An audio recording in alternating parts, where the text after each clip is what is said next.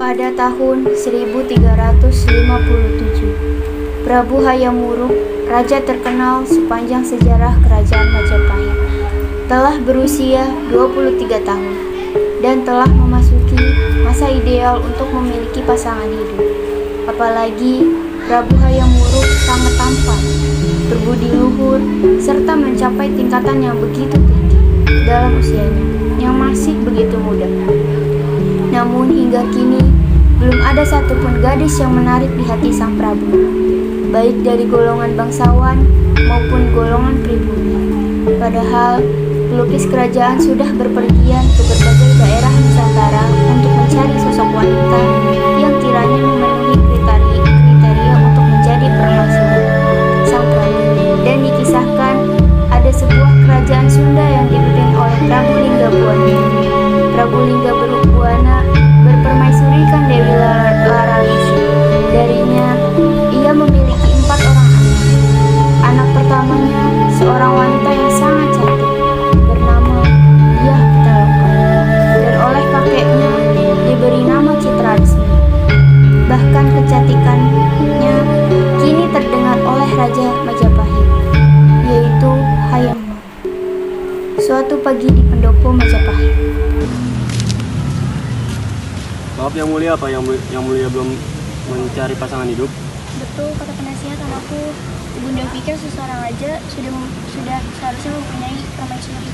Aku juga berpikir begitu, tapi siapa calon yang sesuai denganku? Perintahkan saja juru-juru di negeri ini untuk melukis semua putri kerajaan ini di kerajaan ini. Itu dia Pitaloka Yang Mulia. Itu putri dari Prabu Linggabuana, Hajat Sundagalu. Dia sangatlah cantik, Paman. Kurasa dia sesuai dengan menjadi permaisuriku.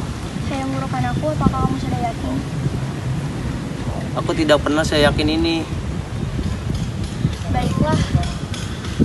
Perintahkan semua Patih Madu untuk berangkat ke Sundagalu siang ini dan tolong panggilkan Gajah Mada, aku perlu berbicara dengannya. Baik Ibu Suri, laksanakan.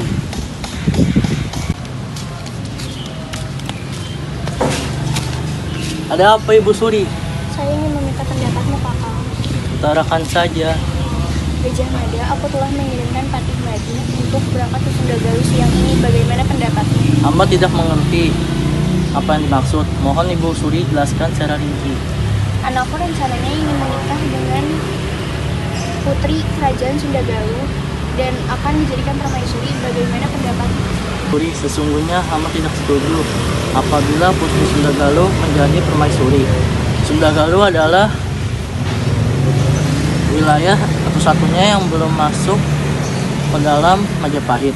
Padahal seluruh Nusantara telah mengakui kebesaran Majapahit. Hamba telah memberi waktu pada Sundagalu untuk menyatu kepada Majapahit. Apabila hamba akan mengirim pasukan untuk menuntas. Gajah Mada, aku minta kau untuk tidak gegabah. Hamba telah memberi pendapat. Maaf Ibunda. Sementara itu, utusan Majapahit yang akan berangkat ke Sundagalu baru saja berangkat menjauh di barat.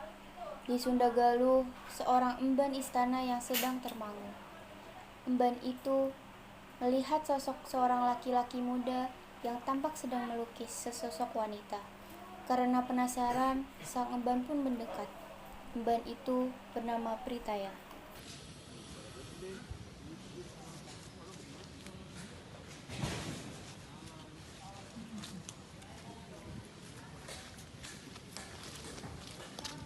Hai Tuan, Anda sedang menggambar apa? Kau tidak tahu, ini adalah wanita yang paling cantik. Panjang sekali Anda, nanti saya akan adukan ke istana. Aku tidak takut. Pritaya pun mengadukan kejadian tersebut kepada Dyah Pitaloka. Tetapi Dyah Pitaloka bersikap biasa saja. Malah ia penasaran dengan pelukis tersebut dan ingin menemuinya. Di mana pelukis itu? Pitaloka, aku mintaimu. Kakang, ucapkan sekali lagi. Aku ingin mendengarnya. Aku tidak pantas mengucapkannya, Tuan Putri. Aku hanyalah rakyat biasa. Aku tidak pantas memegang tangan Tuan Putri. Tapi aku suka Kakang.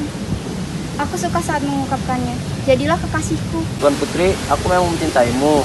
Tapi kita hanya sebatas Tuan Putri dan rakyat jelata. Begitu. Kita bisa berteman saja. Mari kita bercengkarma. Batas teman. Baiklah, Namaku Pitaloka. Nama Kakang? namaku Saniskara. Saniskara dan Pitaloka bersenang-senang sepuasnya. Kedua insan yang sedang gila asmara itu meluapkan hasratnya masing-masing. Tak ada batas di antara mereka. Tak ada jelata dengan bangsawan. Sampai akhirnya matahari terbenam. Bagaimana pertemuannya tadi? Itu Pitaya. Ia benar-benar pria yang sangat baik. Tuan Putri kayak orang biasa aja dari tadi dingkrak-dingkrakan kesana kemari. Emang ada apa sih sebenarnya? Ini adalah pertama kalinya aku bertemu dengannya. Namanya Saniskara. Tuan Putri memang tidak takut kalau Raja tahu ini semua. Ayahku mana tahu tentang cinta. Baiklah, tapi saranku Tuan Putri harus berhati-hati, kan kita tidak tahu Saniskara itu baik atau enggak. Sudahlah sana, jangan campuri urusanku. Baiklah, saya pergi dulu. Tuan Putri sudah tidak waras. Patih Madu tiba di tanah Sunda setelah berlayar 6 hari. Kemudian Patih Madu menghadap Raja Sunda.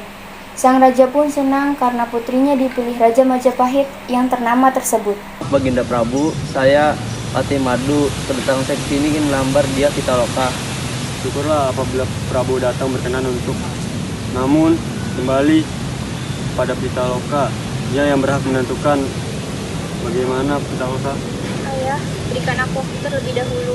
Patih Madu berikan Pitaloka waktu berpikir. Dia akan menentukan. Tidak masalah, Baginda. Patih Madu kembali ke Majapahit dan menyampaikan pesan dari Prabu Linggabuana.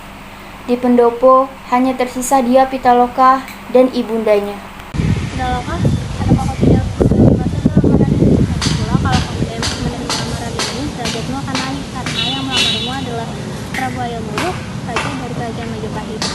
Lagi pula ibu khawatir kalau kamu tidak menerima lamaran ini akan menjadi ancaman kerajaan Majapahit menyerang negeri ini. Aku sedang mempertimbangkan sesuatu, Ibunda.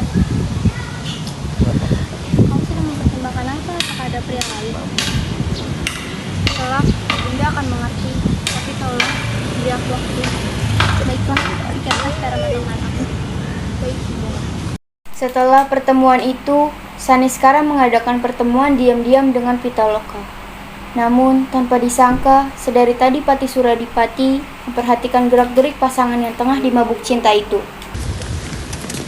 Dasar kau pelukis kurang ajar, berani kau berdua dengan Pitaloka, tidak tahu diri. Tolong berhenti, kau telah membunuh orang yang tidak bersalah. Kau juga ikutlah denganku, akan kuserahkan kau kepada ayahmu. Patih Suradipati memerintahkan orang untuk mengurus mayat Saniskara. Dia Pitaloka yang sangat terpukul akhirnya memutuskan untuk menerima lamaran Prabu Hayamuruk. Walau dalam hatinya masih terukir nama Saniskara. Pagi hari, Maharaja beserta permaisuri mendatangi Dyah Pitaloka. Linggabuana akhirnya pergi ke Majapahit serta rombongannya. Sementara di Majapahit sendiri, mereka sibuk mempersiapkan kedatangan para tamu. 10 hari kemudian, kepala desa Bubat datang melapor bahwa rombongan orang Sunda sudah datang. Hayamuruk siap menyongsong mereka, tapi Gajah Mada tidak setuju. Hayamuruk pun tidak jadi pergi ke Bubat menuruti saran Gajah Mada. Para prajurit dalam keraton dan pejabat lainnya terperanjak mendengar hal ini. Namun, mereka tidak berani melawan. Sementara Raja Sunda yang mendengar kabar ini tidak bersedia menjadi negara bawahan Kerajaan Majapahit. Maka beliau berkata, memberitahukan keputusannya untuk gugur seperti seorang kesatria daripada menjadi jajahan Kerajaan Majapahit. Seperti kesatria daripada harus menjadi negara jajahan Majapahit. Hidup Kerajaan Sunda. Hidup Raja Majapahit.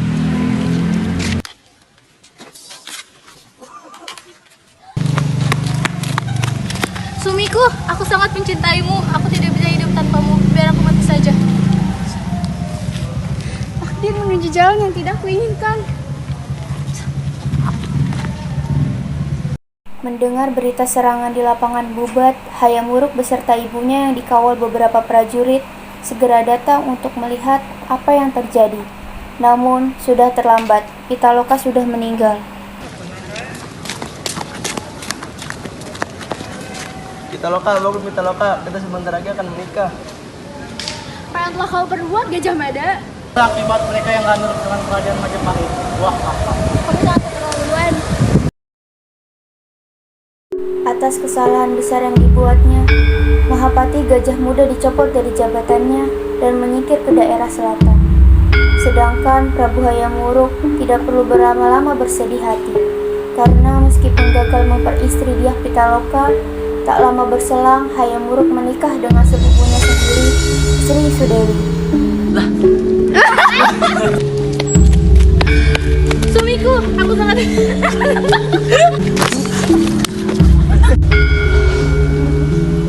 nah ini peperang di sini nih. Ya,